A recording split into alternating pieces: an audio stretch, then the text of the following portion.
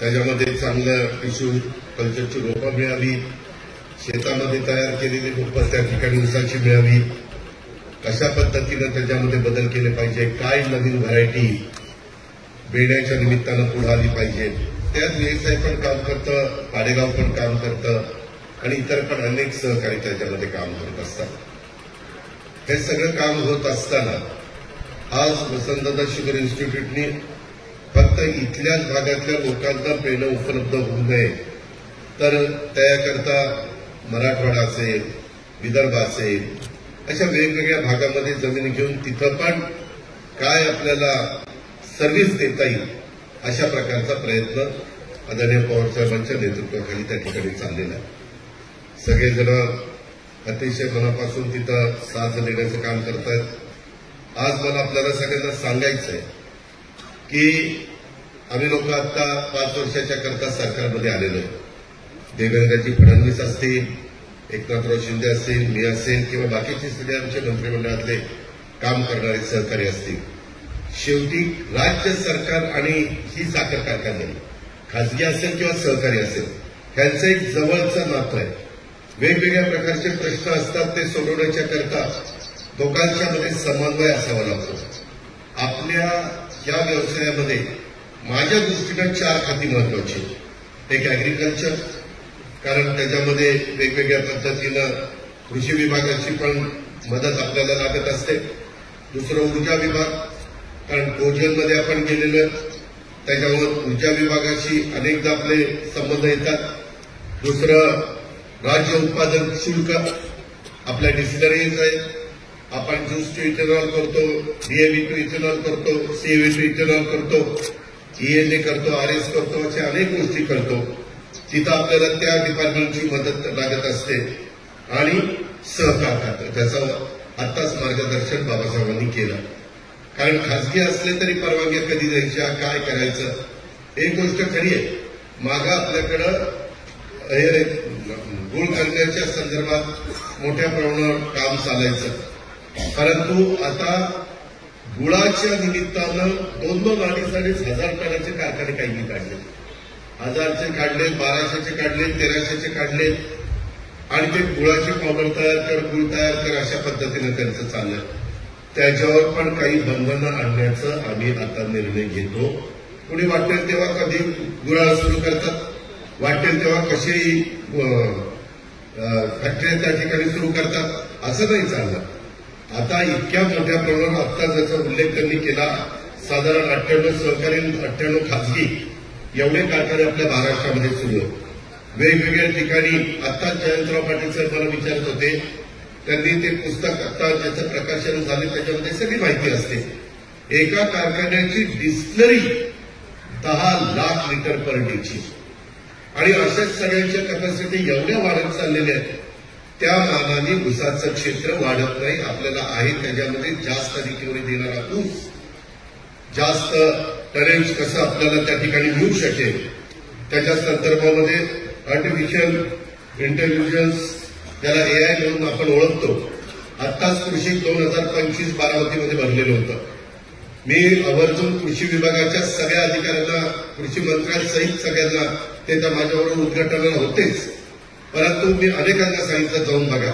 अनेक साखर कारखान्याच्या केन डेव्हलपमेंट ऑफिसर, ऍग्रिकल्चर ऑफिसर, ओव्हरशेअर यांना सांगितलं जाऊन बघा. चेअरमन लोकांना विनंती केली की काय इथं उभं राहिलंय आणि काय नाही तुम्ही पाहिलंय. आज नेहमीच्या पद्धतीच्या मध्ये बदल तुम्हाला मला केल्याशिवाय गत्यंतर नाही. तो बदल करत असताना राज्य सरकारच्या हे 3-4 डिपार्टमेंट, ऍग्रिकल्चर, ऍग्रिकल्चर, तुमचं एक्साईज, नंतर एनर्जी आणि त्याच्यानंतर सहकार, त्याच्यामध्ये काही तुम्हाला मदत पाहिजे का? आता साखर कारखाना संघाचे चेअरमन आहेत, बाकीचे पण मान्यवर आहेत. ठीक आहे, वेगवेगळ्या पद्धतीनं राजकीय वेगवेगळी विचार मतं असू शकतात, परंतु एकदा ह्या सगळ्या गोष्टी संपल्यानंतर एक व्यवसाय म्हणून उद्याच्या काळामध्ये ह्या सगळ्या गोष्टी कशा आपल्याला पुढे देता येतील, ड्रीप करता काय करता येईल. तिथं पण अलीकडे त्या कृषीमध्ये नवीन ड्रीपची पद्धत आलेली होती. अलीकडे ड्रीप सोडणं बिणं काही प्रकार होतात, त्याच्यामध्ये ते होऊ शकत नाही. सोलरच्या संदर्भामध्ये आम्ही प्रोत्साहन दिलेलं आहे. काही गोष्टीमध्ये आपल्याला टप्प्याटप्प्याने हार्वेस्टरवर जावं लागणार आहे, कारण कधी ना कधी तो वर्ग देखील म्हणतो की किती वर्ष आम्ही पिढ्यानपिढ्या तुमच्या ऊस तोडायला यायचं. त्याच्यामुळं जसं मांजरा कारखान्याने 100% हार्वेस्टरवर, माझ्या माहिती 100% ना, 100% हार्वेस्टरवर ते गेले. मांजराला जर जमतं तर बाकीच्यांना का नाही. आणि त्यामध्ये मी गडकरी साहेबांची पण मदत घेईल. राज्य सरकारमध्ये सुदैवाने माझ्याकडेच अर्थ विभाग असल्यामुळं अजून काही तिथं आपल्याला हार्वेस्टरला पारदर्शकपणे कसं आपल्याला तिथं मदत करता येईल, त्याच्यामध्ये नोकरी काढून किंवा काय काढून मी त्याचा विचार करतोय. त्याहीमध्ये आम्ही पुढे जाण्याचा प्रयत्न करतोय.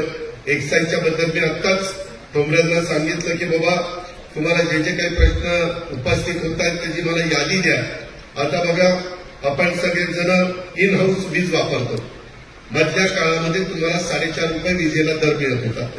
पूर्वी 6 रुपये मिळत होता, पण ते 12 का 13 वर्ष संपल्यानंतर नवीन दर कसे आले. कुणाला 5.25 आला, कुणाला 4.90 आला, 95 आला, कुणाला 4.5 आला. त्याच्यात तुम्हाला वसुली करायला सांगितली शेतकऱ्यांची. आता वीज माफीच केलेली आहे, त्याच्यावर वसुली करण्याचा प्रश्नच नाही. त्याच्यावर ती पण मीटिंग घेऊन ते कसं काढता येईल आणि त्याच्यामध्ये सुटसुटीतपणा कसा आणता येईल अशा प्रकारचा प्रयत्न निश्चितपणे आम्ही सरकारच्या माध्यमातून त्या बाबतीमध्ये करू. आणि तो करत असताना तुम्हाला इन हाऊसमध्ये वीज वापरायला इलेक्ट्रिसिटी सेस लावलेला, म्हणजे एकीकडनं 1.5 रुपये दिले आणि तिकडनं 1 रुपया 20 पैसे काढून घेतले. त्याही बद्दल मी देवेंद्र फडणवीस साहेब राज्याचे मुख्यमंत्री आहेत, त्यांच्याकडून उद्या खातं आहे. ते सध्या डावसला आहेत, परंतु लवकरच ते येतील. आल्यानंतर त्यांच्याही मी कामावर घालतो.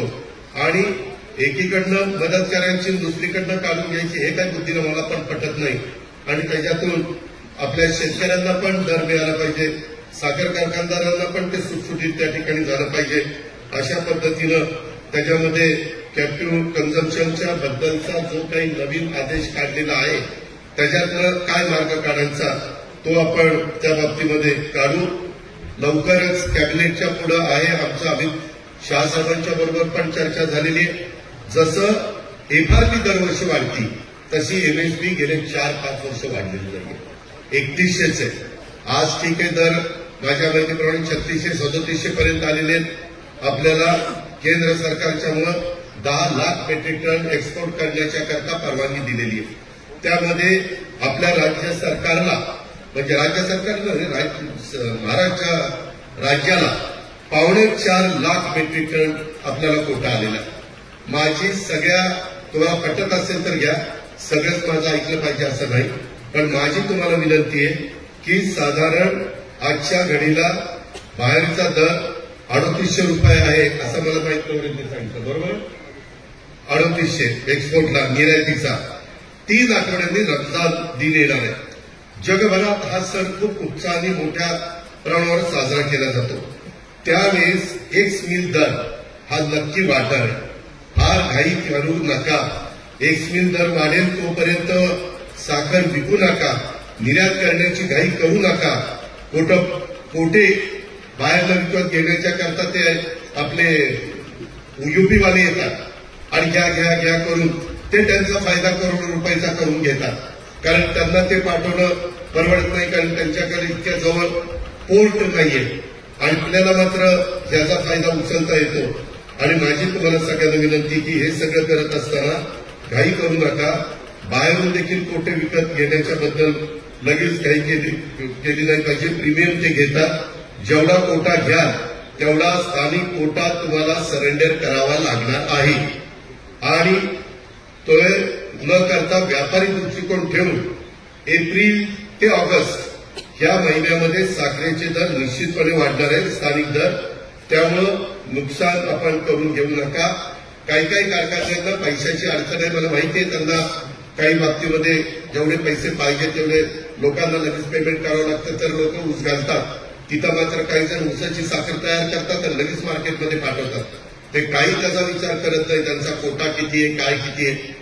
माझी आपल्याला विनंती आहे की थोडंसं शिस्तीचं पालन सर्वांनीच त्या बाबतीमध्ये करावं. आणि त्याच्यातून त्या व्यवसायामध्ये काही काही जण जरा चुकीच्या गोष्टी करून त्याचा त्रास इतरांना होतो. कारण साखरेचे जर बरे असले आणि एखाद्याला पैसे ताबडतोब पाहिजे असेल तर तो इतका कोटा विकतो आणि तोच दर राहतो, मग बाकीच्यांचे दर कोसळतात. असंही होऊन देऊ नका. याकरता देखील आपल्याला प्रयत्न करावा लागेल. इथून पुढे आर्टिफिशियल इंटेलिजन्स मध्ये आपल्याला जावंच लागेल, त्याच्याशिवाय आपल्याला गत्यंतर नाही. या सगळ्याच्या बाबतीमध्ये जिथं कुठं राज्य सरकारची मदत लागेल तिथं तुम्ही हक्कानी या, हक्कानी त्या अडचणी मांडा. तुमच्याकडनं कुठल्या चुका होऊन देऊ नका. एक्साईज माझ्याकडे नाहीतर कुठेतरी काहीतरी मळीचं करून ठेवा, कशाचं काहीतरी करून ठेवा आणि दादा आता आम्हाला वाचवा, त्याच्याकरता मी बसलेलो नाही. तुम्ही चुका करू नका. मी याच्यामध्ये एक्साईजचे लोक तुम्हाला त्रास देत असतील तर त्यांची पण मीटिंग घेऊन त्यांना ज्या काही सूचना द्यायच्या त्या देण्याच्या करता मी त्याच्यामध्ये प्रयत्न करेन. एकंदरीतच यंदाच्या वर्षी टनेज पण घटलेलं आहे.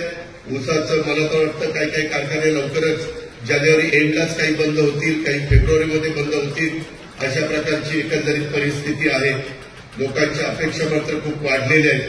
ही वस्तुस्थिती आपण कोणी टाळू शकत नाही, हे पण मला आपल्याला सगळ्यांना सांगायचं आहे. आणि या सगळ्या आधुनिक पद्धतीचा वापर म्हणजे ज्याला या पण संस्थेमध्ये आपण एआय कृत्रिम बुद्धिमत्ता त्याला मराठीमध्ये म्हणतात, तंत्रज्ञानाचा वापर आणि त्याकरता आवश्यक तांत्रिक मदत नव्याने निर्माण करण्याचा आम्ही इथं प्रयत्न करतोय. कृषी विभागाकडनं देखील मी उद्याच कृषी सचिव रस्तोगी आणि काही लोकांना कृषी 2025 जे तिथं आजही शेतामध्ये दिसतंय ते दाखवण्याच्या करता नलोड्यांना सांगितलेलं ते बघतील आणि त्याच्यामध्ये काही आपल्या भागातल्या वेगवेगळ्या शेतकऱ्यांना देता येईल ते पण, किंवा ड्रोनचा आता वापर मोठ्या प्रमाणावर आपण करतोय. त्या सगळ्याचा विचार करून मी थोडेसे जुने जे काही आपण वेगवेगळे साहित्य कृषीला द्यायचो ते न देता अत्याधुनिक कुठल्या गोष्टी देणं गरजेचं आहे, कुठल्या मशीन कुठले ड्रोन देणं गरजेचं आहे ते देण्याच्या करता मी कालच कृषीचा आढावा घेतला. माणिकराव कोकाटे होते, बाकीचे सगळे होते आणि त्याचे सचिव लोक पण होते. या पद्धतीनं आपण पुढे जाऊ. मी आज पण मगाशी नियामक मंडळाच्या मीटिंगमध्ये सांगितलेलं आहे एक 4 विभाग मी घेतले, सहकार, ऊर्जा, तुमचं कृषी आणि आपला एक्साईज, या सगळ्याच्या असणाऱ्या प्रश्नाच्या संदर्भात डोंबऱ्यांना मी ते प्रश्न काढायला सांगितलेले आहेत आणि कुठले कुठले टप्प्याटप्प्याने आपण करू मार्गी लावू ते करू. मागच्या वेळेस पुरती 6 रुपयापर्यंतची सबसिडी होती, ज्यांना 4.5 होता त्यांना 1.5 रुपया, ती 1 वर्षाकरताच केलेली होती. ही गोष्ट खरी आहे, परंतु यावेळेस मुख्यमंत्री उपमुख्यमंत्र्यांनी सगळ्या सहकाऱ्यांशी बोलून ती पुढेही कशी कंटिन्यू ठेवता येईल याबद्दल पण माझ्या परीनं पूर्णपणे सहकार्य केलं जाईल. आणि त्याच्यातनं त्यांनी खूप अडचणी त्याच्यात निर्माण केल्या. खताळ नेहमी मला सांगत असतात की तुमचे विजेचा टर्बाईन कितीचा आहे, मग तुम्ही किती मेगावॉट वीज तयार करता 18, मग तुम्हाला किती लागतील 6, मग 12 मध्ये तुम्ही जरा कमी जास्त केलं की तुम्हाला काहीतरी पेनल्टी लावलेली. ते जर डोक्याला आता मशीन आहे, उद्या कुठेतरी लोड आला ते बंद पडलं टर्बाईन, ते पुन्हा चालू करायला काही वेळ जातो, मग ते विजेचा पण दोष आहे. असे काही प्रश्न आहेत जे मला पण अनुभवातून लक्षात आलेले आहेत. असं तुम्ही आम्ही सगळे मिळून VSI तर आपल्या पाठीशी आहेच, परंतु ह्या पद्धतीनं पुढे जाऊया. आम्ही केंद्र सरकारला पण विनंती केलेली आहे की तुम्ही हे B2 ethanol, juice to ethanol ह्याचे दर वाढवा. तो विषय कॅबिनेटच्या पुढे आहे. त्याच्यामध्ये निश्चितपणे नजीकच्या काळामध्ये दर वाढलेले आपल्याला सगळ्यांना पाहायला मिळतील. आम्ही ह्याही पद्धतीनं मागे लागलोय. मध्ये आमची पंतप्रधानांची पण एक मीटिंग होती सगळ्या आमदारांची, त्यावेळेस आम्ही पंतप्रधानांना पण सांगितलेलं आहे की MSP ही वाढवावी लागेल. तर त्यांच्याही कानावर घातलंय, आपल्या अमित भाईंच्या पण कानावर घातलंय. थोडासा काही कारणांनी विलंब लागतोय, पण तो पण MSP वाढवण्याच्या दृष्टिकोनातनं जे केंद्राशी पण संबंधित असणारे प्रश्न असतील ते एक या नात्याने राज्य सरकार पुढाकारातनं काम हे बाबासाहेब पाटील, आमचे देवेंद्रजी, एकनाथराव, मी आणि बाकीचे सगळे आमचे माणिकराव कोकाटे जे कोणी त्या व्यवसायाशी संबंधित असतील त्या सगळ्यांना घेऊन त्याचा पाठपुरावा करून ते मार्गी लावण्याचं काम केलं जाईल. आजच्या या गेल्या वर्षभराच्या काळामध्ये ज्यांनी चांगली कारखानदारी चालवली, चांगली शिस्त ठेवली, काही वेगवेगळ्या प्रकारची आपली बक्षिसं असतात, इंडिव्हिज्युअल पण आहेत, शेतकऱ्यांना पण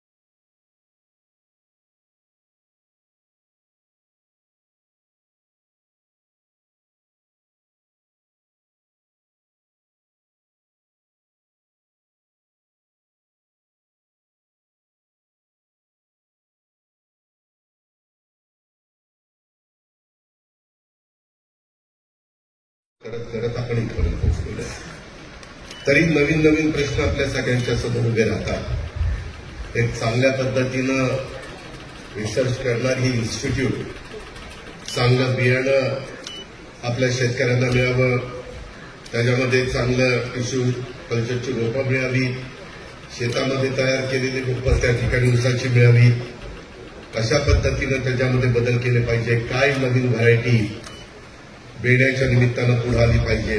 त्यात साहेब पण काम करतं, पाडेगाव पण काम करतं आणि इतर पण अनेक सहकारी त्याच्यामध्ये काम करत असतात. हे सगळं काम होत असताना आज वसंतदादा शुगर इन्स्टिट्यूटने फक्त इथल्याच भागातल्या लोकांना पेनं उपलब्ध होऊ नये तर त्याकरता मराठवाडा असेल, विदर्भ असेल, अशा वेगवेगळ्या भागामध्ये जमीन घेऊन तिथं पण काय आपल्याला सर्व्हिस देता येईल अशा प्रकारचा प्रयत्न आदरणीय पवारसाहेबांच्या नेतृत्वाखाली त्या ठिकाणी चाललेला आहे. सगळेजण अतिशय मनापासून तिथं साथ देण्याचं काम करतात. आज मला आपल्याला सगळ्यांना सांगायचं आहे की आम्ही लोक आता 5 वर्षाच्या करता सरकारमध्ये आलेलो. देवेंद्रजी फडणवीस असतील, एकनाथराव शिंदे असतील, मी असेल किंवा बाकीचे सगळे आमच्या मंत्रिमंडळातले काम करणारे सहकारी असतील. शेवटी राज्य सरकार आणि ही साखर कारखाने, खाजगी असेल किंवा सहकारी असेल, त्यांचं एक जवळचं नातं आहे. वेगवेगळ्या प्रकारचे प्रश्न असतात, ते सोडवण्याच्या करता दोघांच्या मध्ये समन्वय असावा लागतो. आपल्या या व्यवसायामध्ये माझ्या दृष्टीनं 4 खाती महत्वाची. एक ऍग्रिकल्चर, कारण त्याच्यामध्ये वेगवेगळ्या पद्धतीनं कृषी विभागाची पण मदत आपल्याला लागत असते. दुसरं ऊर्जा विभाग, कारण कोजलमध्ये आपण गेलेलो, त्याच्यावर ऊर्जा विभागाशी अनेकदा आपले संबंध येतात. दुसरं राज्य उत्पादन शुल्क, आपल्या डिस्टिलरीज आहेत, आपण ज्यूस टू इथेनॉल करतो, बीएबी टू इथेनॉल करतो, सीएबी टू इथेनॉल करतो, ईएनए करतो, आरएस करतो, अशा अनेक गोष्टी करतो. तिथं आपल्याला त्या डिपार्टमेंटची मदत लागत असते. आणि सहकार खातं, त्याचं आत्ताच मार्गदर्शन बाबासाहेबांनी केलं. कारण खासगी असले तरी परवानग्या कधी द्यायच्या, काय करायचं, एक गोष्ट खरी आहे. मागं आपल्याकडं हे गुळ करण्याच्या संदर्भात मोठ्या प्रमाणावर काम चालायचं, परंतु आता गुळाच्या निमित्तानं 2-2, 2.5 हजार टनाचे कारखाने काही काढले. 1000चे काढलेत, 1200चे काढलेत, 1300चे काढलेत आणि ते गुळाची पावडर तयार कर, गुळ तयार कर, अशा पद्धतीनं त्यांचं चाललंय. त्याच्यावर पण काही बंधनं आणण्याचं आम्ही आता निर्णय घेतो. पुढे वाटेल तेव्हा कधी गुळाला सुरू करतात, वाटेल तेव्हा कसेही फॅक्टरी त्या ठिकाणी सुरू करतात, असं नाही चाललं. आता इतक्या मोठ्या प्रमाणावर आत्ता ज्याचा उल्लेख त्यांनी केला, साधारण 98 सहकारी 98 खासगी एवढे कारखाने आपल्या महाराष्ट्रामध्ये सुरू आहेत. वेगवेगळ्या ठिकाणी आता जयंतराव पाटील साहेब मला विचारत होते, त्यांनी ते पुस्तक आता ज्याचं प्रकाशन झाले त्याच्यामध्ये सगळी माहिती असते. एका कारखान्याची डिस्टिलरी 10 लाख लिटर पर डेची आणि अशाच सगळ्यांच्या कॅपॅसिटी एवढ्या वाढत चाललेल्या आहेत. त्या मानाने ऊसाचं क्षेत्र वाढत नाही. आपल्याला आहे त्याच्यामध्ये जास्त रिकव्हरी देणारा ऊस, जास्त टनेज कसं आपल्याला त्या ठिकाणी मिळू शकेल त्याच्या संदर्भामध्ये आर्टिफिशियल इंटेलिजन्स ज्याला एआय म्हणून आपण ओळखतो, आत्ताच कृषी 2025 बारामतीमध्ये भरलेलं होतं. मी आवर्जून कृषी विभागाच्या सगळ्या अधिकाऱ्यांना, कृषी मंत्र्यांसहित सगळ्यांना ते तर माझ्याबरोबर उद्घाटनाला होतेच, परंतु मी अनेकांना सांगितलं जाऊन बघा. अनेक साखर कारखान्याच्या केन डेव्हलपमेंट ऑफिसर, अॅग्रिकल्चर ऑफिसर, ओव्हरशेअर यांना सांगितलं जाऊन बघा. चेअरमन लोकांना विनंती केली की काय इथं उभं राहिलंय आणि काय नाही तुम्ही पाहिलंय. आज नेहमीच्या पद्धतीच्या मध्ये बदल तुम्हाला मला केल्याशिवाय गत्यंतर नाही. तो बदल करत असताना राज्य सरकारच्या हे 3-4 डिपार्टमेंट, ऍग्रिकल्चर, तुमचं एक्साईज, नंतर एनर्जी आणि त्याच्यानंतर सहकार, त्याच्यामध्ये काही तुम्हाला मदत पाहिजे. आता साखर कारखाना संघाचे चेअरमन आहेत, बाकीचे पण मान्यवर आहेत. ठीक आहे, वेगवेगळ्या पद्धतीनं राजकीय वेगवेगळी विचार मतं असू शकतात, परंतु एकदा ह्या सगळ्या गोष्टी संपल्यानंतर एक व्यवसाय म्हणून उद्याच्या काळामध्ये ह्या सगळ्या गोष्टी कशा आपल्याला पुढे देता येतील, ड्रीप करता काय करता येईल. तिथं पण अलीकडे त्या कृषीमध्ये नवीन ड्रीपची पद्धत आलेली होती. अलीकडे ड्रीप चोरणं बिणं काही प्रकार होतात, त्याच्यामध्ये ते होऊ शकत नाही. सोलरच्या संदर्भामध्ये आम्ही प्रोत्साहन दिलेलं आहे. काही गोष्टीमध्ये आपल्याला टप्प्याटप्प्याने हार्वेस्टरवर जावं लागणार आहे, कारण कधी ना कधी तो वर्ग देखील म्हणतो की किती वर्ष आम्ही पिढ्यानपिढ्या तुमच्या ऊस तोडायला यायचं. त्याच्यामुळं जसं मांजरा कारखान्याने 100% हार्वेस्टरवर, माझ्या प्रॉब्लेम 100% ना, 100% हार्वेस्टरवर ते गेले. मांजराला जर जमतं तर बाकीच्यांना का नाही.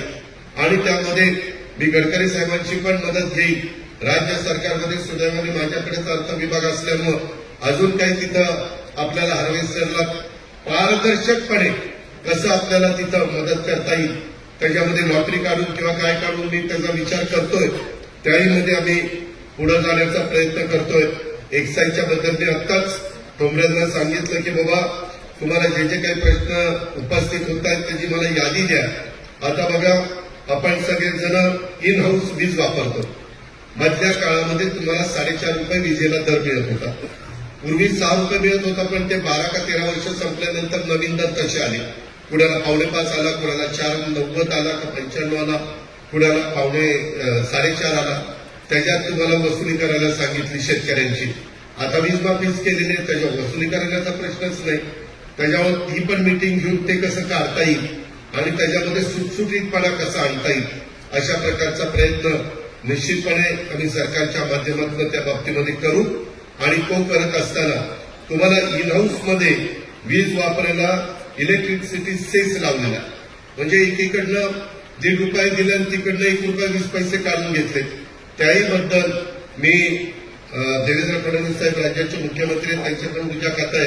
ते सध्या डावसला आहेत, परंतु लवकरच ते येतील. आल्यानंतर त्यांच्याही मी कामावर घालतो. आणि एकीकडनं मदत करायची, दुसरीकडनं काढून घ्यायची, हे काही बुद्धीला मला पण पटत नाही.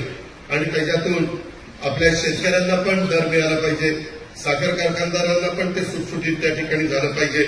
अशा पद्धतीनं त्याच्यामध्ये कॅप्टिव्ह कन्झम्पशनच्या बद्दलचा जो काही नवीन आदेश काढलेला आहे त्याच्यातनं काय मार्ग काढायचा तो आपण त्या बाबतीमध्ये काढू. लवकरच कॅबिनेटच्या पुढे आहे आमचं अमित शाह साहेबांच्या बरोबर पण चर्चा झालेली आहे. जसं एफआरपी दरवर्षी वाढती तशी एमएसपी गेले 4-5 वर्ष वाढलेली नाही. 3100 आहे आज. ठीक आहे, दर माझ्या माहितीप्रमाणे 3600-3700 पर्यंत आलेले आहेत. आपल्याला केंद्र सरकारच्यामुळे 10 लाख मेट्रिक टन एक्सपोर्ट करण्याच्या करता परवानगी दिलेली आहे. त्यामध्ये आपल्या राज्य सरकारला, म्हणजे राज्य सरकारनं महाराष्ट्र राज्याला 4.25 लाख मेट्रिक टन आपल्याला कोटा आलेला आहे.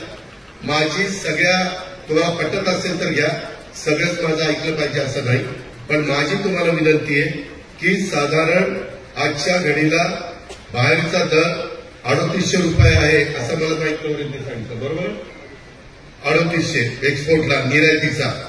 3 आठवड्यांनी रमजान दिन येणार आहे. जगभरात हा सण खूप उत्साहाने मोठ्या प्रमाणावर साजरा केला जातो. त्यावेळेस एक्स मिल दर हा नक्की वाढणार आहे. फार घाई करू नका. एक्स मिल दर वाढेल तोपर्यंत साखर विकू नका, निर्यात करण्याची घाई करू नका. कोटे बाहेरला विकत घेण्याच्या करता ते आपले युपीवाले येतात आणि घ्या घ्या घ्या करून ते त्यांचा फायदा करोड रुपयाचा करून घेतात, कारण त्यांना ते पाठवणं परवडत नाही, कारण त्यांच्याकडे इतक्या जवळ पोर्ट नाहीये आणि आपल्याला मात्र याचा फायदा उचलता येतो. आणि माझी तुम्हाला सगळ्यांना विनंती की हे सगळं करत असताना घाई करू नका. बाहेरून देखील कोटे विकत घेण्याच्या बद्दल लगेच घाई केली नाही पाहिजे. प्रीमियम ते घेतात. जेवढा कोटा घ्या तेवढा स्थानिक कोटा तुम्हाला सरेंडर करावा लागणार आहे. आणि तो न करता व्यापारी दृष्टिकोन ठेवून एप्रिल ते ऑगस्ट या महिन्यामध्ये साखरेचे दर निश्चितपणे वाढणार आहे, स्थानिक दर. त्यामुळं नुकसान आपण करून घेऊ नका. काही काही कारखान्यांना पैशाची अडचण आहे, मला माहिती आहे. त्यांना काही बाबतीमध्ये जेवढे पैसे पाहिजे तेवढे लोकांना लगेच पेमेंट करावं लागतं, तर लोक ऊस घालतात. तिथं मात्र काही जण ऊसाची साखर तयार करतात आणि लगेच मार्केटमध्ये पाठवतात. ते काही त्याचा विचार करत नाही, त्यांचा कोटा किती आहे, काय किती आहे. माझी आपल्याला विनंती आहे की थोडंसं शिस्तीचं पालन सर्वांनीच त्या बाबतीमध्ये करावं. आणि त्याच्यातून त्या व्यवसायामध्ये काही काही जण जरा चुकीच्या गोष्टी करून त्याचा त्रास इतरांना होतो. कारण साखरेचे दर बरे असले आणि एखाद्याला पैसे ताबडतोब पाहिजे असेल तर तो इतका कोटा विकतो आणि तोच दर राहतो, मग बाकीच्यांचे दर कोसळतात. असंही होऊन देऊ नका. याकरता देखील आपल्याला प्रयत्न करावा लागेल. इथून पुढे आर्टिफिशियल इंटेलिजन्स मध्ये आपल्याला जावंच लागेल, त्याच्याशिवाय आपल्याला गत्यंतर नाही. या सगळ्याच्या बाबतीमध्ये जिथं कुठं राज्य सरकारची मदत लागेल तिथं तुम्ही हक्कानी या, हक्कानी त्या अडीअडचणी मांडा. तुमच्याकडनं कुठल्या चुका होऊन देऊ नका. एक साईड माझ्याकडे नाहीतर कुठेतरी काहीतरी मळीचं करून ठेवा, कशाचं काहीतरी करून ठेवा आणि दादा आता आम्हाला वाचवा, त्याच्याकरता मी बसलेलो नाही. तुम्ही चुका करू नका. मी याच्यामध्ये एक्साईडचे लोक तुम्हाला त्रास देत असतील तर त्यांची पण मीटिंग घेऊन त्यांना ज्या काही सूचना द्यायच्या त्या देण्याच्या करता मी त्याच्यामध्ये प्रयत्न करीन. एकंदरीतच यंदाच्या वर्षी टनेज पण घटलेलं आहे. ऊसाचं मला तर वाटतं काही काही कारखाने लवकरच जानेवारी एंडलाच काही बंद होतील, काही फेब्रुवारीमध्ये बंद होतील, अशा प्रकारची एकंदरीत परिस्थिती आहे. लोकांच्या अपेक्षा मात्र खूप वाढलेल्या आहेत. ही वस्तुस्थिती आपण कोणी टाळू शकत नाही, हे पण मला आपल्याला सगळ्यांना सांगायचं आहे. आणि या सगळ्या आधुनिक पद्धतीचा वापर म्हणजे ज्याला ह्या पण संस्थेमध्ये आपण एआय कृत्रिम बुद्धिमत्ता त्याला मराठीमध्ये म्हणतात, तंत्रज्ञानाचा वापर आणि त्याकरता आवश्यक तांत्रिक पदं नव्याने निर्माण करण्याचा आम्ही इथं प्रयत्न करतोय. कृषी विभागाकडनं देखील मी उद्याच कृषी सचिव रस्तोगी आणि काही लोकांना कृषी 2025 जे तिथं आजही शेतामध्ये दिसतंय ते दाखवण्याच्या करता नलवड्यांना सांगितलेले ते बघतील आणि त्याच्यामध्ये काही आपल्या भागातल्या वेगवेगळ्या शेतकऱ्यांना देता येईल ते पण, किंवा ड्रोनचा आता वापर मोठ्या प्रमाणावर आपण करतोय. त्या सगळ्याचा विचार करून मी थोडेसे जुने जे काही आपण वेगवेगळे साहित्य कृषीला द्यायचो ते न देता अत्याधुनिक कुठल्या गोष्टी देणं गरजेचं आहे, कुठल्या मशीन कुठले ड्रोन देणं गरजेचं आहे ते देण्याच्या करता मी कालच कृषीचा आढावा घेतला. माणिकराव कोकाटे होते, बाकीचे सगळे होते आणि त्याचे सचिव लोक पण होते. या पद्धतीनं आपण पुढे जाऊ. मी आज पण मगाशी नियामक मंडळाच्या मीटिंगमध्ये सांगितलेलं आहे हे 4 विभाग मी घेतले, सहकार, ऊर्जा, तुमचं कृषी आणि आपला एक्साईज. या सगळ्याच्या असणाऱ्या प्रश्नाच्या संदर्भात डोंबऱ्यांना मी ते प्रश्न काढायला सांगितलेले आणि कुठले कुठले टप्प्याटप्प्याने आपण करू मार्गी लावून ते करू. मागच्या वेळेस पुरती 6 रुपयापर्यंतची सबसिडी होती. ज्यांना 4.5 होता त्यांना 1.5 रुपया ती 1 वर्षाकरताच केलेली होती. गोष्ट खरी आहे. परंतु यावेळेस मुख्यमंत्री उपमुख्यमंत्र्यांनी सगळ्या सहकाऱ्यांशी बोलून ती पुढेही कशी कंटिन्यू ठेवता येईल याबद्दल पण माझ्या परीनं पूर्णपणे सहकार्य केलं जाईल. आणि त्याच्यातनं त्यांनी खूप अडचणी त्याच्यात निर्माण केल्या. खताळ नेहमी मला सांगत असतात की तुमचे विजेचा टर्बाईन कितीचा आहे, मग तुम्ही किती मेगावॉट वीज तयार करता 18, मग तुम्हाला किती लागतील 6, मग 12 मध्ये तुम्ही जरा कमी जास्त केलं की तुम्हाला काहीतरी पेनल्टी लावलेली. ते जर डोक्याला आता मशीन आहे, उद्या कुठेतरी लोड आला ते बंद पडलं टर्बाईन, ते पुन्हा चालू करायला काही वेळ जातोय, मग ते विजेचा पण दोष आहे. असे काही प्रश्न आहेत जे मला पण अनुभवातून लक्षात आलेले आहेत. असं तुम्ही आम्ही सगळे मिळून VISI तर आपल्या पाठीशी आहेच, परंतु ह्या पद्धतीनं पुढे जाऊया. आम्ही केंद्र सरकारला पण विनंती केलेली आहे की तुम्ही हे B2 ethanol juice to ethanol ह्याचे दर वाढवा. तो विषय कॅबिनेटच्या पुढे आहे, त्याच्यामध्ये निश्चितपणे